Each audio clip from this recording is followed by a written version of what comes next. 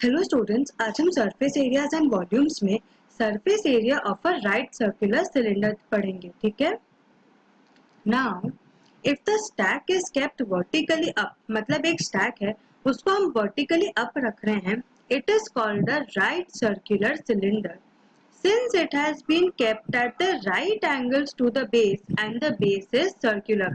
यहाँ पे ये देखो, ये एक सर्कुलर एक रिंग है। यहाँ पे हमने मल्टीपल ऐसे ये प्लेट्स रखे हैं तो एक स्टैक बन गया। This stack is this stack is vertically kept upright. This means that this is a right circular cylinder, correct? Since it has been kept at right angles to the base and the base is correct. Now you see a cylinder. ठीक है, अब आपको एक cylinder दिख रहा है which is certainly circular but not at the right angles to the base. मतलब ये एक सिलेंडर है जो कि सर्कुलर है बट ये राइट एंगल तो नहीं है, करेक्ट, क्योंकि राइट एंगल नहीं फॉर्म हो रहा है. So this is not a right circular cylinder. If we have a cylinder with non-circular base, then it is not a right circular cylinder. मतलब कि सिलेंडर जो कि 90 डिग्रीज पे नहीं है, मतलब जो कि राइट एंगल नहीं फॉर्म कर रहा एंड जिसका बेस सर्कुलर नहीं है, वो सारे राइट सर्कुलर सिलेंडर्स नहीं होते. समझ आया? Now, if a cylinder is to be covered with a colored paper, मतलब एक सिलेंडर को अगर हमें कलर्ड पेपर से कवर करना है, हम कैसे करेंगे ताकि minimum amount of paper use हो. ठीक है, सबसे पहले हम एक लेंगे रेक्टेंगुलर शीट ऑफ पेपर जिसका लेंथ काफी है कि वो सिलेंडर को राउंड करके वो कवर कर ले. ठीक है, एंड हुज ब्रेथ, मतलब जिसका ब्रेथ और width is equal to the height of the cylinder. ठीक है, so the area of the sheet gives us the curved surface area of the cylinder, correct, क्योंकि वो ही रेक्टेंगुलर शीट ऑफ पेपर हम use कर रहे हैं सिलेंडर कवर करने के लिए. Now note the length of the equal to the circumference of the circular base, correct, क्योंकि वो लेंथ जो कि रेक्टेंगुलर का लेंथ है उसी से हम पूरा सिलेंडर कवर कर रहे हैं, तो कर्व्ड सरफेस एरिया है that is circumference. So the length of the sheet is equal to the circumference of the circular base which is equal to 2 pi r. So curved surface area of the cylinder क्या हो जाएगा, which will be equal to area of the rectangular sheet, which is correct, that is curved surface of the cylinder, curved surface area of the cylinder is equal to area of the rectangular sheet which is equal to length into breadth, correct, is which is equal to perimeter of the base of the cylinder into height. हमने अभी पढ़ा, तो perimeter क्या है 2 pi are और height is h, so 2 pi rh. Therefore the curved surface area of a cylinder is equal to 2 pi rh. समझ आया? Now where r is the radius of the base and h is the height of the cylinder. Therefore the CSA or the curved surface area of cylinder is equal to 2 pi rh. Remark: in the case of a cylinder, radius of a cylinder shall mean base radius of the cylinder. ठीक है? If the top and the bottom of the cylinder are also to be covered, then we need two circles or circular regions to do that. Each of radius r, thus having an area of pi r square.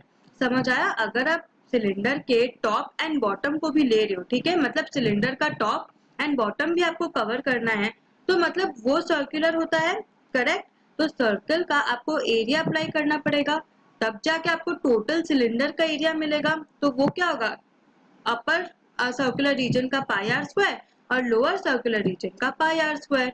समझ आया? Each giving us the total surface area as 2 pi RH plus 2 pi r square. क्योंकि 2 pi r square कैसा आया, ऊपर का ये पाई are square plus नीचे का pi are square which is equal to 2 pi are square plus यहाँ पे curve surface area that is 2 pi R H. तो यहाँ पे आप 2 पाई आर कॉमन ले सकते हो, तो 2 पाई आर कॉमन लेके आपको क्या मिला, h plus r. Therefore the total surface area of the cylinder is 2 pi r into h plus r, where the h is the height of the cylinder and r is the radius. देखो, मतलब अगर आपको खाली curved surface area पूछा है तो आप क्या लोगे, 2 pi are H, correct. That is, यहाँ देखो total curved surface area of the cylinder क्या है 2 pi are h.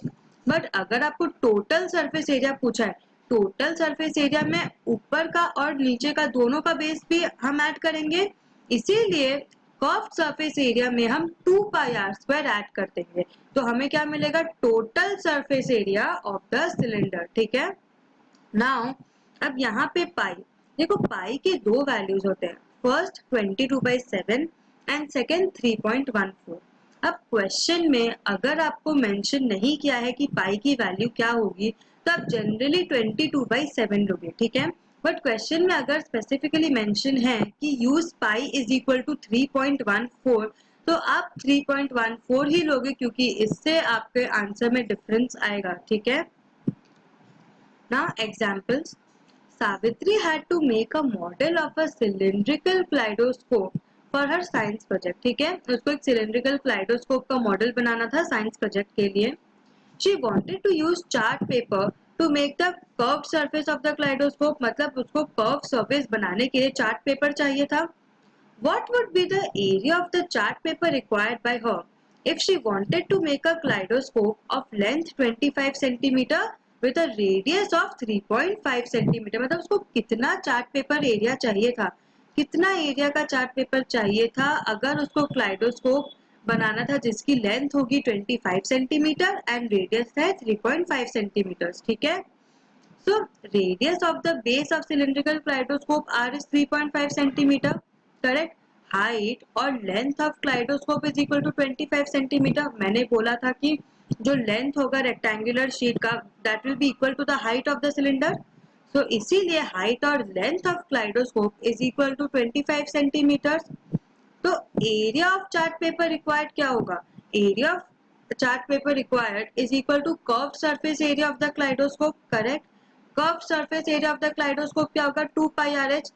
Total surface को नहीं कवर कर रहा, वो खाली आपके सरकमफ्रेंस को कवर कर रहा है, दैट इज सर्कुलर रीजन को कवर कर रहा है। तो that will be area of the chart paper required will be equal to the curve surface area of the kaleidoscope which is equal to 2 pi R H.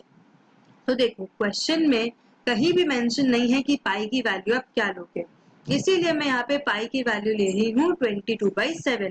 तो ये क्या हो जाएगा 2 into 22/7 into radius 3.5 into height 25 से, फिर area क्या होगा centimeter square which is equal to 550 centimeter square. समझ आया?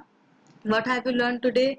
आज हमने आपका एग्जाम्पल देखा, हमने पढ़ा कि surface area of a right cylinder हम कैसे ढूंढते हैं। हमने देखा कि अगर बेस सर्कुलर नहीं है एंड एंगल 90 डिग्री नहीं फॉर्म हो रहा है बेस से, तो वो हम राइट सर्कुलर सिलेंडर नहीं बोलते। हमने देखा कि पाई की वैल्यू हमें कहाँ यूज करनी है, लाइक 22/7 या 3.14 कौन सी यूज करनी है। अभी हमने फिर इसमें एग्जाम्पल देखा, बहुत इजी सम्स है। मैंने आपको बोला है कि जब आप चैप्टर के एंड में जब आप फॉर्मूले लिखोगे तो आपको सारे फॉर्मूले साथ में एक शीट पेपर पे लिखने हैं, ताकि आप कभी कंफ्यूज ना हो एंड एवरीडे उसको आप रिवाइज करते रहो, क्योंकि ये चैप्टर बहुत इंपॉर्टेंट है एंड बहुत बड़ा है, तो आप फॉर्मूले इसमें भूल सकते हो। इसीलिए आप स्टार्टिंग में ही एक टॉपिक आपने कवर किया एंड उसके फॉर्मूले लिख लो। ठीक है, so have a good revision. Thank you.